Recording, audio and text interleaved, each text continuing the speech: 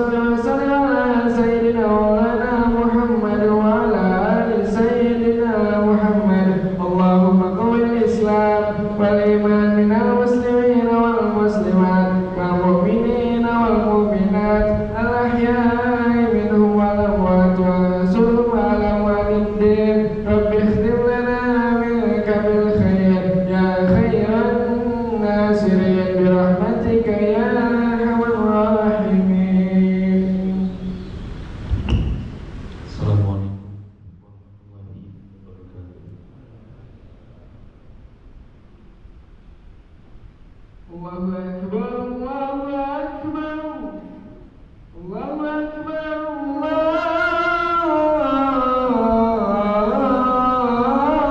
akbar. Asyhadu an la ilaha illallah.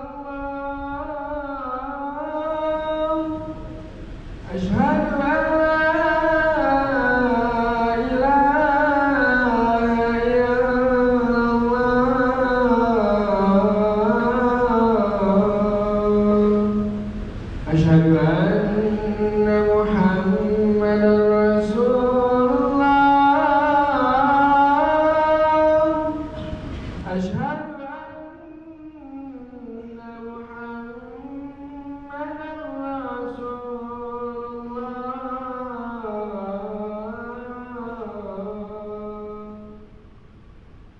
Hayya 'alas salat. Hayya 'alas salat.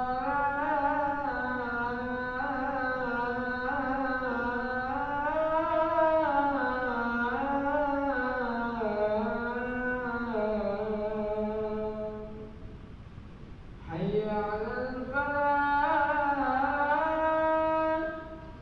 Hayya 'alal falah.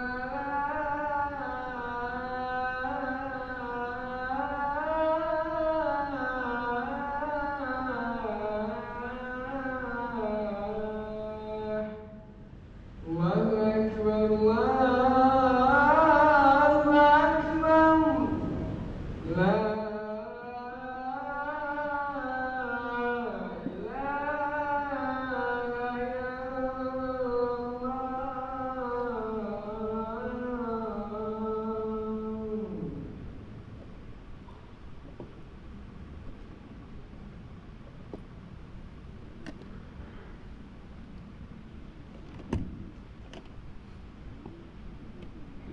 Alhamdulillahi rabbil alamin wa bihi nasta'in ala umuri dunya waddin.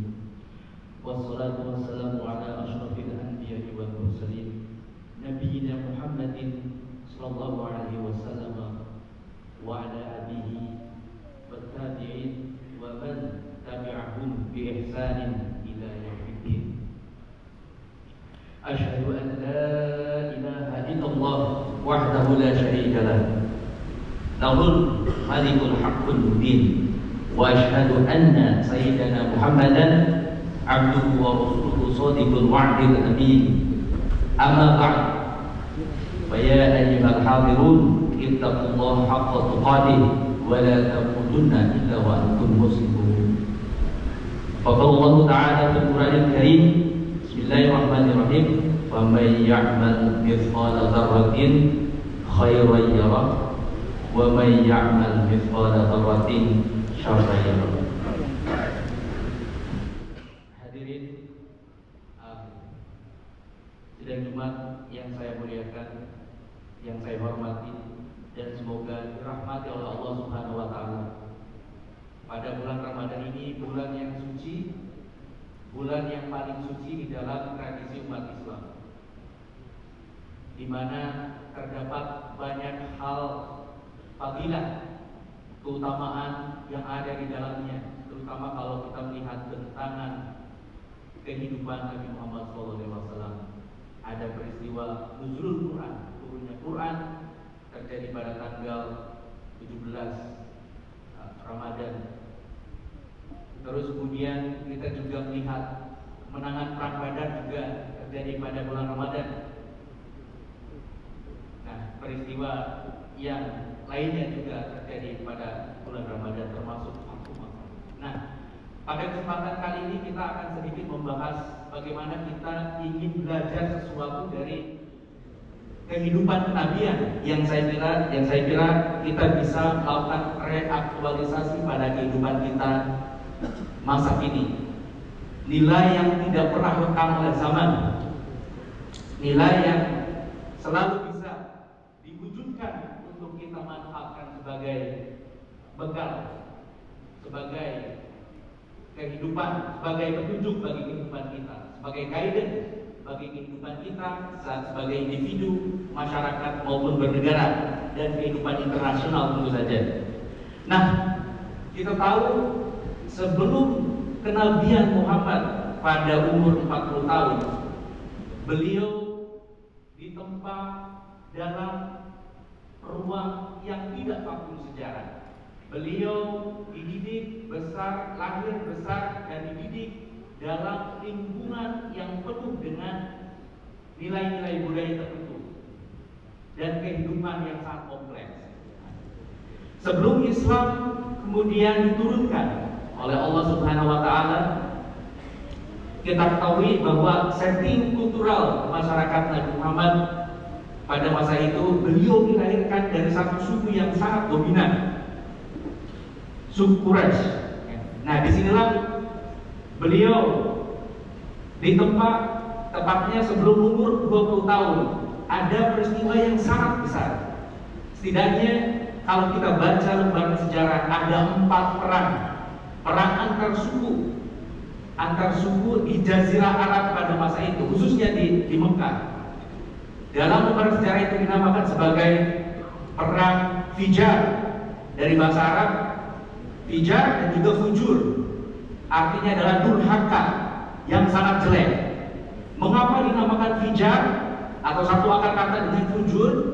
Karena suku-suku yang terlibat di dalamnya itu berkelahi, berperang satu sama lain, dan berperang di dalam bulan-bulan yang pada masa itu dianggap sebagai bulan suci, bulan yang diharamkan untuk perang. Tetapi kemudian ada mekanisme sosial, mekanisme politik, di mana para pemimpin pada masa itu, pemimpin tribal, melaksanakan satu musyawarah yang kemudian menghasilkan satu keputusan yang dinamakan sebagai Hilful Fudul, atau aliansi atau liga keutamaan. Nah, ini sangat penting. Satu hal kesepakatan bersama yang isinya adalah untuk melindungi hak-hak mereka yang dizalimi, yang ditindas, yang terbelakang, dan lain sebagainya. Ini karena ada beberapa suku atau orang yang kemudian ditindas pada masa itu. Dan Nabi Muhammad dikabarkan juga ikut terlibat di dalam Hilful Fudul ini.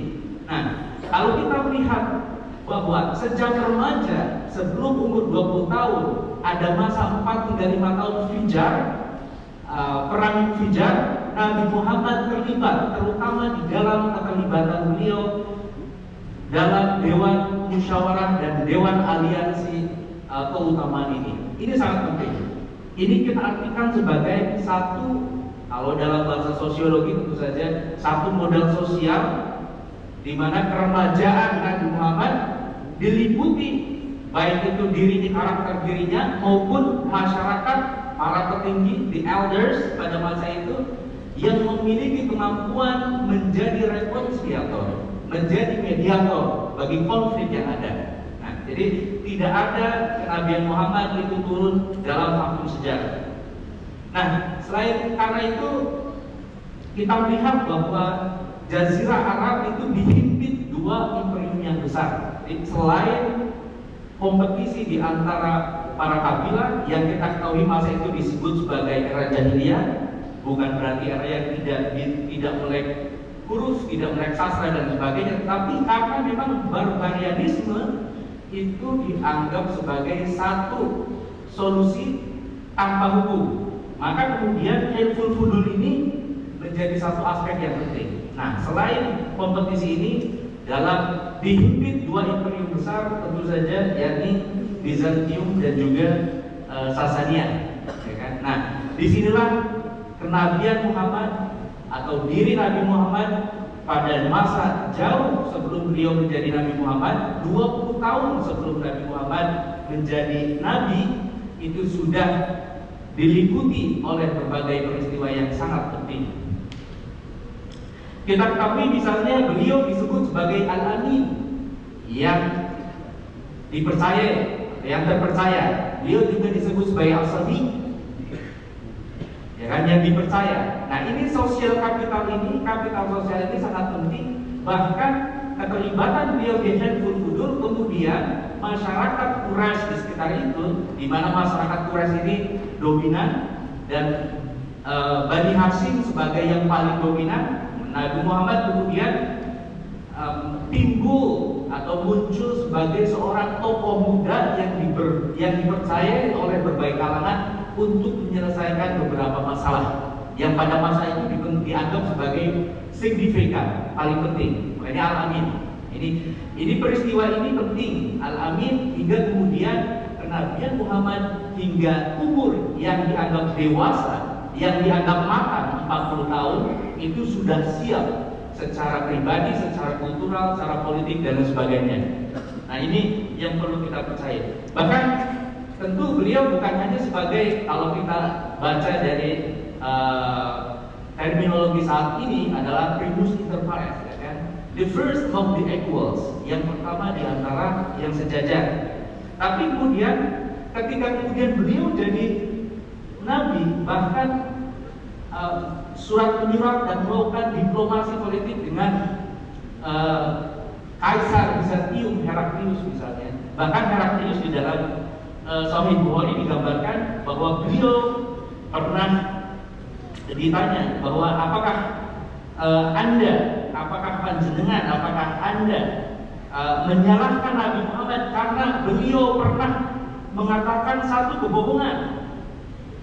Terus kemudian Kaisar Bizantium Heraklius menyatakan, tidak pernah, saya tidak pernah mendengar bahwa Nabi Muhammad berbohong sedikit pun. Kemudian dikatakan juga, apakah dia, Nabi Muhammad, pernah mengingkari janjinya? Heraklius mengatakan, tidak pernah.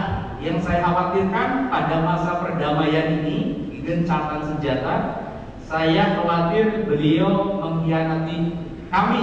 Tetapi pada kenyataannya beliau adalah figur yang dipercaya. Nah, disinilah tepat bahwa beliau figur yang cocok sebagai sosok yang mengutamakan kejujuran, fairness, dan juga keadilan.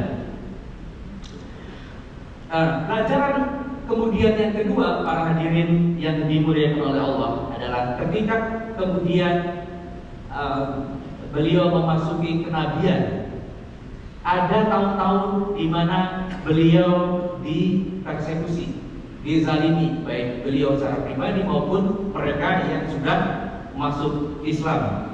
Nah, adapun yang penting dari masa ini adalah menggunakan strategi kesabaran tanpa menyerang balik, karena ini proses yang penting untuk membina keimanan yang sudah muncul di dalam komunitas muslimin dan mukminin yang ada pada masa itu. Enduring hardship with patience, sabar ini sangat penting sebagai salah satu kepemimpinan dari kenabian Muhammad SAW. Kemudian kalau kita lihat misalnya setelah Nabi Muhammad berpindah dari Mekah ke Madinah, Yathrib pada masa itu tentu diubah menjadi Al-Madinah Al-Munawwarah sebagai kota yang tercerahkan, sebagai kota dengan visi peradaban. Yakni beliau bersama dengan kelompok masyarakat yang majemuk masa itu, baik itu Muslim dari berbagai suku, ya kan, maupun kelompok Yahudi dan suku-suku lainnya, itu membentuk apa yang dinamakan sebagai Mitsaq al-Madinah atau Piagam Madinah, Konstitusi Madinah. Yang penting adalah untuk menegakkan apa yang kita sebut saat ini sebagai kebebasan beragama, juga apa yang disebut sebagai mutual protection atau perlindungan saling melindungi, dan juga komunitas yang satu, ummah wahidah. Jadi yang sudah itu pada masa itu sudah bukan hanya umat muslim, tetapi juga umat-umat lainnya. Nah, disinilah kemudian kita memahami arti penting lainnya bahwa Nabi Muhammad SAW meyakini bahwa resolusi selalu ada melalui mediasi, melalui musyawarah, melalui pembentukan konstitusi, supremasi hukum. Adapun kemudian ada satu peristiwa di mana beberapa perjanjian kemudian dilanggar oleh umat Yahudi. Nah, inilah yang kemudian kenapa kemudian umat Yahudi tidak lagi menjadi komunitas Madinah, tetapi karena prinsipnya adalah berdasarkan dari perjanjian. Hadirin yang dimuliakan oleh Allah Subhanahu wa taala. Kalau kita lihat kemudian bahkan dalam banyak hal, dalam berbagai peristiwa, bahkan hingga strategi perang, salah satunya adalah di perang Uhud misalnya, tidak ada Nabiullah SAW misalnya memaksakan kehendak dirinya, memaksakan pendapat dirinya, memaksakan strategi dirinya. Bahkan beliau misalnya berkonsultasi dengan para sahabatnya. Walaupun misalnya beliau berkehendak untuk melakukan strategi pertahanan di Madinah, tetapi kemudian beliau menghormati dari pendapat para sahabat. Nah, disinilah prinsip sebagaimana di dalam Al-Quran ini sudah ada dalam kehidupan Nabi. Syuro bainakum, ya kan, bermusyawarah di antara kamu semua. Nah, salah satu aspek yang sangat penting di dalam kehidupan kenabian semasa di Madinah adalah perjanjian dengan Quraisy di Mekah, di mana saat itu dipimpin oleh Abu Sufyan. Abu Sufyan masih sangat kuat, ya kan? Ada perjanjian Hudaybiyah, ya kan, pada tahun 1628 pada masa itu, Common Era itu saja. Kemudian salah satu perjanjiannya adalah dilakukan 10 tahun damai antara Quraisy dan penduduk ataupun kota negara Madinah, ya kan? Di mana 1 tahun memang umat muslim saat itu tidak bisa umroh, tetapi kemudian salah satu aspek yang sangat penting dalam hal ini adalah bahwa kemudian penduduk Quraisy melakukan pelanggaran perjanjian. Nah, disitulah kita mengetahui karena melanggar perjanjian, kemudian di tahun kedua beliau melakukan apa yang disebut sebagai Fathu Mekah, atau penaklukan kota Mekah. Nah, ini dalam konteks yang sangat penting ini kemudian beliau berusaha untuk melancarkan serangan ke Mekah yang dikuasai oleh kelompok Quraisy yang despotik, yang totaliter pada masa itu, dengan Abu Sufyan sebagai figur utamanya. Abu Sufyan pada masa itu sudah tidak memiliki kekuatan. Ada boykot yang sudah dilakukan. Nah, ini sebetulnya kalau kita menelaah secara ekonomi politik sangat penting. Ada upaya boykot dari Nabi Muhammad dan berbagai suku. Bagaimana strategi itu kemudian menyudutkan kekuatan Abu Sufyan sehingga kemudian Fathu Mekah bisa berjalan lancar. Nah, karena suku Quraisy yang dipimpin Abu Sufyan ini kemudian melakukan pelanggaran terhadap perjanjian Hudaybiyah, maka Nabi Muhammad ketimbang melakukan balas dendam, ya, intiqam, beliau malah menjamin bahwa seluruh penduduk Mekah yang disebut sebagai kufar atau musyrik kemudian melakukan amnesti secara umum kepada semua musuh-musuhnya, melakukan pengampunan secara massal, dan yang paling penting adalah rekonsiliasi. Nah, apa yang kita dengar tentu saja di dalam masa itu adalah Fathu Mekah. Hari ini adalah bukan hari malhamah, dan bukan the bloody violence, bukan kekerasan yang berdarah-darah, tetapi hari ini adalah malhamah, hari di mana penuh kasih sayang dan ulas asih. Jadi betapa pentingnya figur kenabian bahkan kepada musuh. Ini bukan rival politik, ya. Kalau rival politik dalam masa saat ini tentu saja beda. Ini musuh yang sudah bertahun-tahun, setidaknya belasan tahun menghina, menghardik Nabi Muhammad SAW dan komunitasnya. Beliau melakukan marhamah. Ini yang sangat penting. Hadirin yang dimuliakan Allah, di bulan Ramadan yang sangat suci ini, hal yang terakhir yang ingin kami sampaikan sebagai wasiat bagi kita bersama, bagi diri saya sendiri dan juga jamaah sekalian, pada masa yang paling akhir dari Nabi Muhammad adalah Hajjatul Wada, haji yang terakhir, di mana ayat yang terakhir al-yawma akmaltu lakum dinakum ila akhirih, ya kan, turun. Dan yang paling penting dari beliau adalah ujaran ataupun ajaran untuk kesamaan, egalitarianisme. Istilah kita baca misalnya esafat di Arabiyah al-ajami illa bitaqwa, misalnya. Salah satu aspek yang sangat penting, kan? Tidak ada suku atau orang Arab yang lebih superior ketimbang yang ajami atau non Arab. Nah, ini sangat penting. Walaupun kita melihat misalnya dari segi kuantitas seberapa banyak ajami masa itu. Katakanlah kalau kita melihat non Arab, ya, bukan ajami sebagai Farsi. Asal kata ajami itu lebih tepatnya pada untuk kalangan Persia. Tetapi kalau kita menimbang misalnya seberapa banyak orang ajami, misalnya Bilal muadzin yang terkenal, ya kan, juga adalah misalnya Salman Al-Farisi dan sebagainya, itu sedikit. Tetapi masa ketika suku Arab itu sangat dominan masa itu, beliau sudah mengajarkan umat beriman, umat muslim saat itu untuk egalitarianisme. Tidak ada suku Arab lebih superior, lebih tinggi kedudukannya di hadapan suku lain kecuali dengan prestasi diri kita di hadapan Tuhan dan nilai-nilai keislaman, takwa. Barakallahu li wa lakum fil Qur'anil azim wa nafa'ani wa iyyakum bima fihi min ayati wa dzikril hakim. Aqulu qali hadza fastaghfirullahal azim innahu huwal ghafurur rahim. Allahumma shalli wa sallim ala sayyidina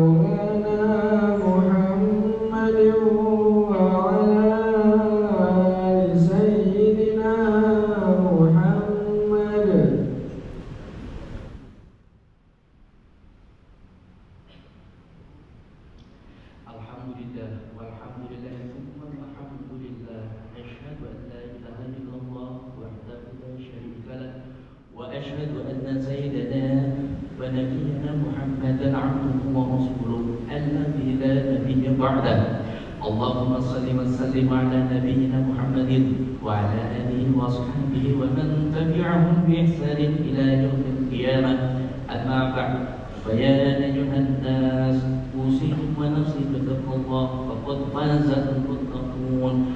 Faqala Allah ta'ala fil Qur'anil Karim, inna Allaha wa malaikatahu yusalluna 'alan nabi ya ayyuhalladzina amanu sallu 'alaihi wa sallimu taslima. Allahumma salli 'ala sayyidina Muhammad wa 'ala ali sayyidina Muhammad. Allahumma ighfir lil mu'minin wal mu'minat wal muslimina wal muslimat al ahya'i minhum wal amwat. Allahumma adfa' 'anna al bala'a wal waba' wal qurun wal zalazil wal bihan wa su'al fitan wal bihan ما ظهر منها وما بطن عن بلدنا إندونيسيا خاصة وسائر بلدان المسلمين عامة يا رب العالمين. اللهم أرنا الحق حقا وارزقنا اتباعه وأرنا الباطل باطلا وارزقنا اجتنابه. ربنا آتنا في الدنيا حسنة وفي الآخرة حسنة وقنا عذاب النار والحمد لله رب العالمين. عباد الله إن الله يأمر بالعدل والإحسان وإيتاء ذي القربى وينهى عن الفحشاء والمنكر والبغي يعظكم لعلكم تذكرون. واذكروا الله العظيم يذكركم واشكروه على نعمه يزدكم ولذكر الله أكبر. الله أكبر الله أكبر أشهد أن لا إله إلا الله أشهد أن محمدا رسول الله حي على الصلاة حي على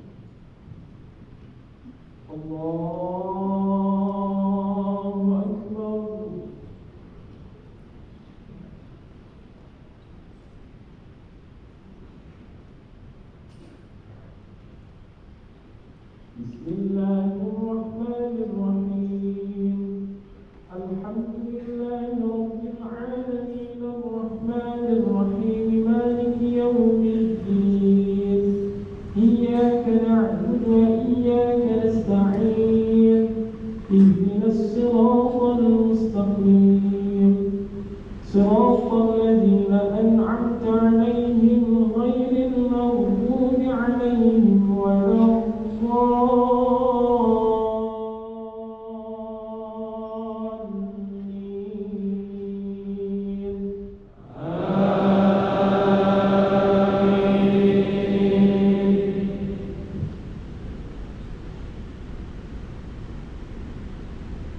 بسم الله الرحمن الرحيم إنا أنزلناه في ليلة القدر وما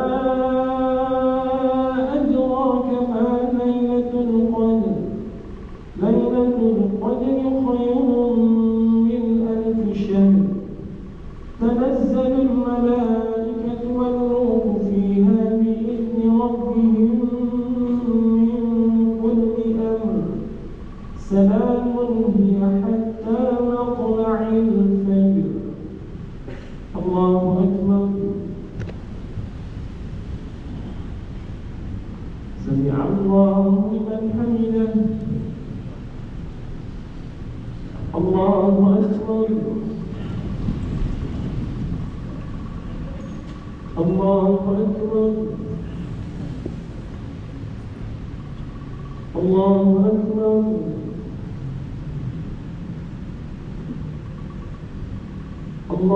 الله أكبر بسم الله الرحمن الرحيم الحمد لله رب العالمين الرحمن الرحيم مالك يوم الدين إياك نعبد وإياك نستعين اهدنا الصراط المستقيم صراط الذين أنعمت عليهم غير المغضوب عليهم ولا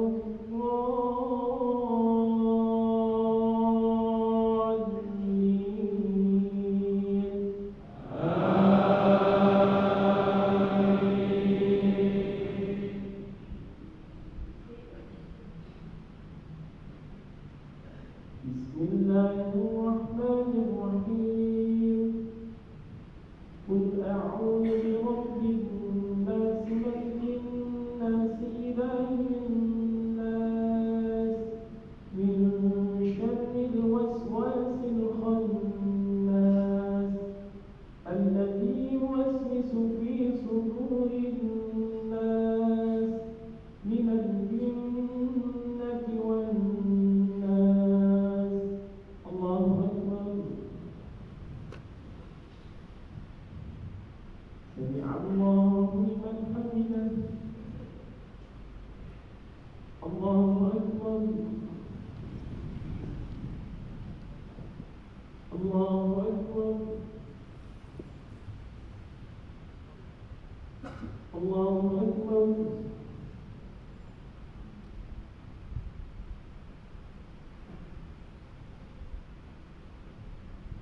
الله أكبر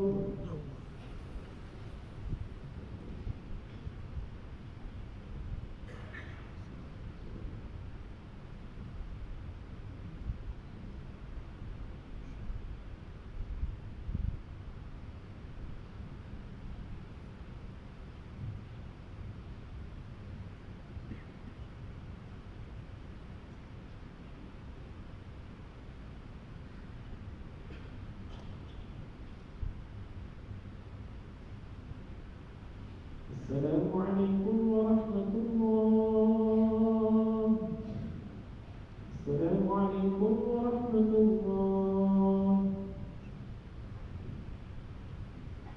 استغفر الله العظيم الذي لا إله إلا هو الحي القيوم وأتوب إليه استغفر الله العظيم الذي لا إله إلا هو الحي القيوم وأتوب إليه استغفر الله العظيم الذي لا إله إلا هو الحي القيوم وأتوب إليه